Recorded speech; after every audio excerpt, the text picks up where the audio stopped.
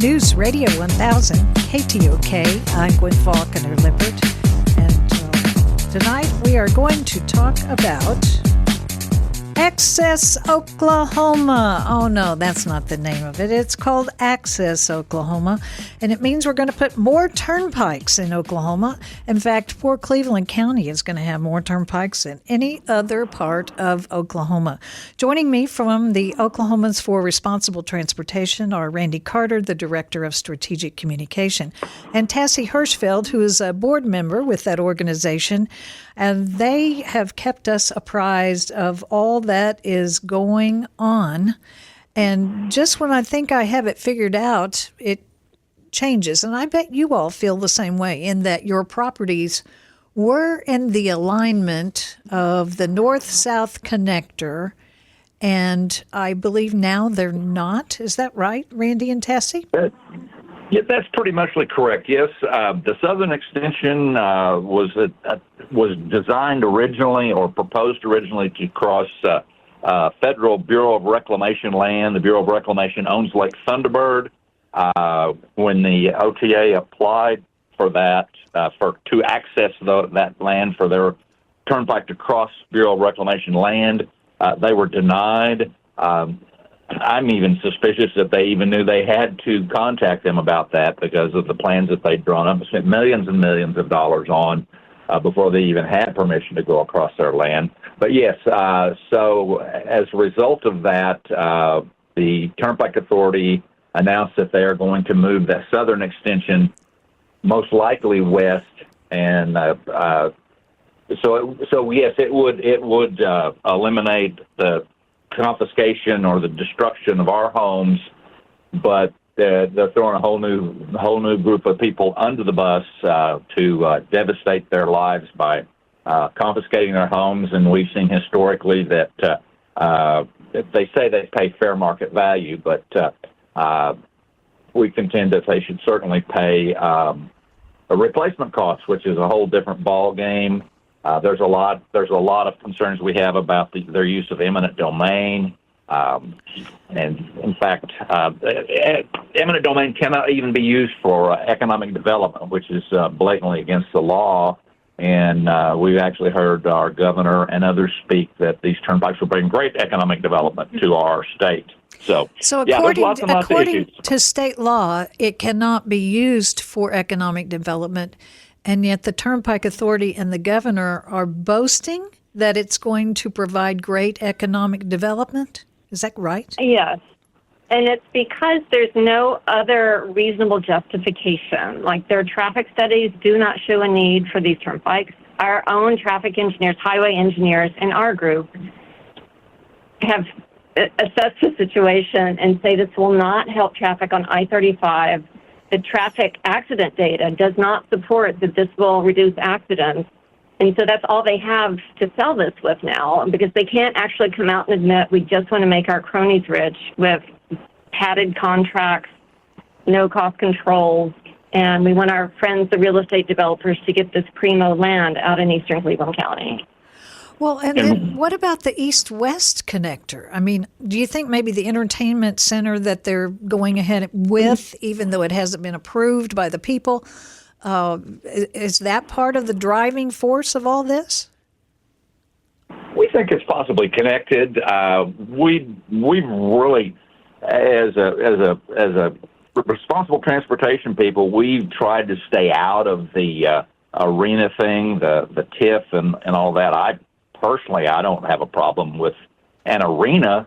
I'm not an expert on it by any means. I don't think that the TIF is particularly a very cost-effective way to finance that, but that's a whole other issue. That's a different issue, right? But the way to get there from the airport is how I would interpret it, is to have this toll road that will bring all of the SEC people right to you. Well, yes. For me, the thing that brings them together is the same strong-arm tactics, the same complete contempt for citizens, the same behind-the-scenes shenanigans, and the same, I'm not going to name any names, but some of the same people are twisting all the arms and who knows what else to try and make both of these projects happen, which does make me think they're connected. So are county commissioners more powerful than city council people? Because They are. Depends on the issue, I suppose. They are if they don't play by the rules. If they decide, like, it's just hard to, like, if they start to go rogue, hypothetically, and take on powers that they don't actually have, there's a little uncertainty about whose responsibility it is to sort of remind them they're supposed to obey the law. And so who is keeping track of when they obey the law and when they don't? Well, that's something we've been talking about ever since this Turnpike Authority announced this excess program in the first place. We think there's lots of things that they're doing that they should be held accountable for. And if you recall, Gettner Drummond, our Oklahoma Attorney General, last week basically called out Cindy Byrd, the state auditor, for taking so long on the audit. And just like the Attorney General, yes, we're very excited to get the results of that audit. And we've got some things we might want to talk about here in a minute of what we're expecting to come out of that audit. But at the same time, we certainly want the auditor to do a thorough job, because we have seen bukus of things that need the attention of the auditor and the Attorney General that would certainly benefit the citizens of Oklahoma and the toll payers as well. Randy Carter is the Director of Strategic Communication for the Oklahomans for Responsible Transportation. He's joined by Tassie Hirschfeld, who's a board member of that organization. You can find out more, a lot more, if you go to that website or go to the PikeoffOTA website or PikeoffOTA Facebook page, or even the No More Turnpikes. And there is a lot more to know. So if you all don't mind holding on just a few more minutes, I'll be back. We've got to pay the bills. So we will talk more with them about what is going on with these new turnpike projects that really, have they been approved by the Oklahoma State Legislature? We'll find out. I plan to once a month get an update on the progress of what the Oklahoma Turnpike Authority is trying to do to the citizens of Cleveland County. Right now, there are 3 toll roads planned for Cleveland County, and if you've been following along, you know that these people that are directly affected by this, where the turnpikes will go through their homes or near their properties, had to hear about it on the news or read it in the paper. They were not contacted by the Turnpike Authority, and there's really some question as to whether these projects are even legal. There are no environmental studies that have been done, and based on what Randy and Tassie have told me in the past, they don't even do environmental studies before they start doing these projects. Now, why did the north-south connector be moved to the west? Because the Bureau of Reclamation said, no, you can't build a turnpike through the Lake Thunderbird watershed. It's already affected. No. And so now they're starting all over. You know, Randy and Tessie, the thing that amazed me is when I watched the last town hall meeting that I could see, they had the contractors doing the speaking, not the Turnpike Authority people. I mean, they had the people that are going to make millions of dollars if this project goes through, answering the questions. Is that appropriate? Well, they were actually running the program. I don't believe. I'm trying to think if there was anybody. I believe there were a couple of people from the Turnpike Authority there, but the show was being run by the project manager, which is an engineering firm that has been hired by the Turnpike Authority to manage the project. So, and in effect, they're spokespersons for the Turnpike Authority. And but yes, I agree that it was like we weren't getting the straight story from the horse's mouth. And, you know, the OTA spokesperson now is not an OTA employee either. She works for that same engineering firm. So there is, like, no government official who will interact with the public on this issue. And it just, again, feels like more behind-the-scenes, strong-arm tactics. lack of accountability, hostility to the public. It's just, they've been their MO from day one. So what is your hope? What do you hope? I know that right now Stratton Taylor up in Tulsa is trying to hold the Turnpike Authority accountable because years ago they promised this one part of the highway will be free once it's paid for, and somehow after it got paid for they continued charging tolls. So are you surprised? I mean, so they don't have the most transparent track record, if you will. I would agree. Their reputation has not been sterling in all of this. And one of the things you were talking about a minute ago, the traffic studies and all that business, they are required by law to have traffic studies done to justify the revenues they'll receive to pay to pay the bonds off to the bondholders. Well, that traffic and revenue study for the Kickapoo was not delivered until after the turnpike was under construction. And it's still a nightmare, as I understand. They have not fulfilled the drainage obligations to the people that are around it and everything. So what can listeners do? Well, we invite everybody to just go to our website. They have a ton of informational materials just to get educated. And I think the more people learn, the more they will begin to share our outreach and help us push for better transportation. Nobody likes to be overcharged for an unnecessary road. Nobody needs to be kicked out of their house for an unnecessary road. So just the more people we can inform, the stronger and better our group becomes. Well, we also feel like, too, when this audit comes out, there's going to be a lot of things revealed that will probably get people up in arms and bring more attention to our cause. But one of the things that I think that they should do is contact our legislators. We have a lot of support at the legislature, but there's also some roadblocks up there that have kept us from getting some bills passed. And if they were to hear from their own specific constituents, I think that might make a bit of a difference. I mean, quite frankly, nobody likes to pay tolls in the first place. Right, especially overly inflated tolls for a poor quality road, which is the case in more and more of the state's toll roads. Well, and isn't there now the awareness of that the tolls are going to be continue to be raised? That exponentially. Yes. Because they have zero cost controls. They are not thrift-minded, and we have, given a good deal of information to the auditors about their wild overspending, travel junkets. It looks incredibly excessive and incredibly damning from where I sit.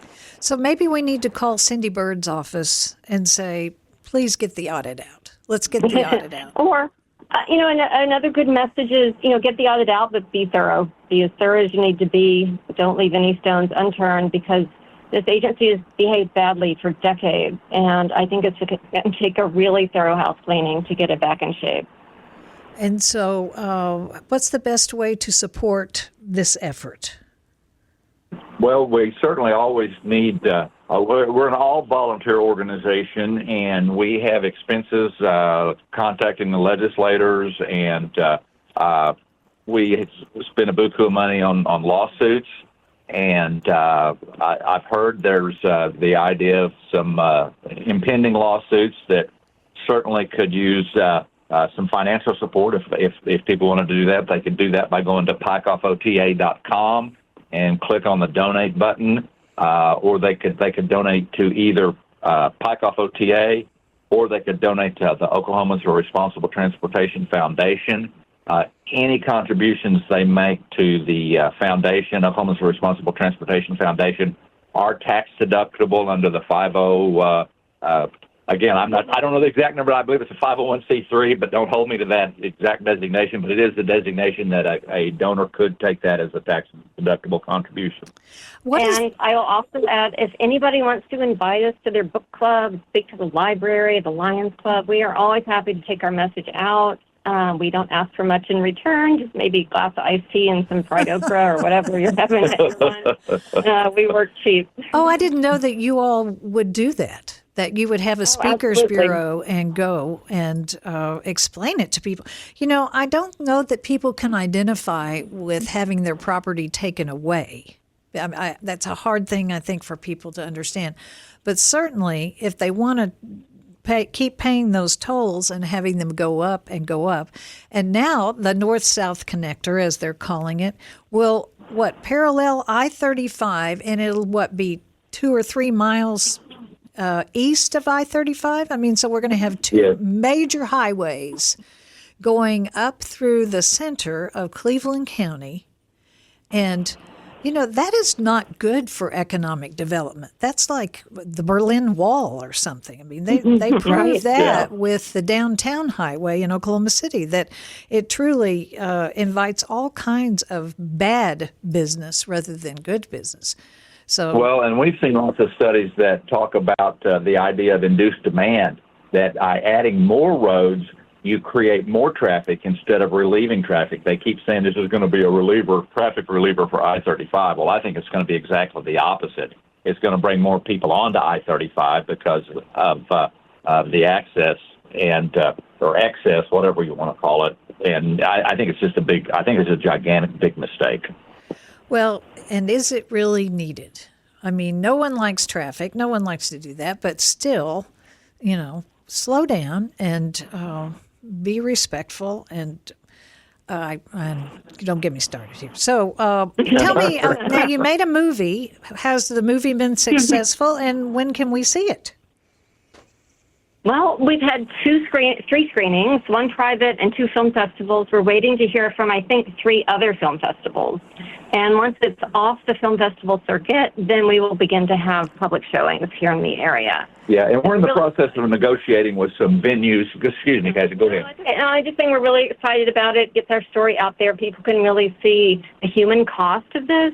And, we can talk about it, but when you actually see the environmental damage, the contempt for citizens, I think it's really powerful. It's very well done. And if you want to see some environmental damage, just take the Kickapoo Turnpike. And while you're the only one driving on it, you'll have plenty of time to look to your left and right and see the properties and homes and, land that people homesteaded that was taken by eminent domain, not at replacement value. And they even had to sue to get enough money to move on. So I'm maybe generalizing too much. Anyway, thank you all so much. Well, there's still some active lawsuits. Still some active lawsuits open on the Kickapoo right now that years later they haven't resolved. Well, I wish them well, and I hope that we can follow those more. If you would like to get in touch with Randy Carter or Tassie Hirschfeld, you can go to the Oklahomans for Responsible Transportation website and reach out to them there. I thank you both for your time again, and hang in there. Thank you. Thank you. All right. We appreciate the coverage. Good night. I'm GWIN FAULCONER LIPPERT. You're listening to 1000 KTOK.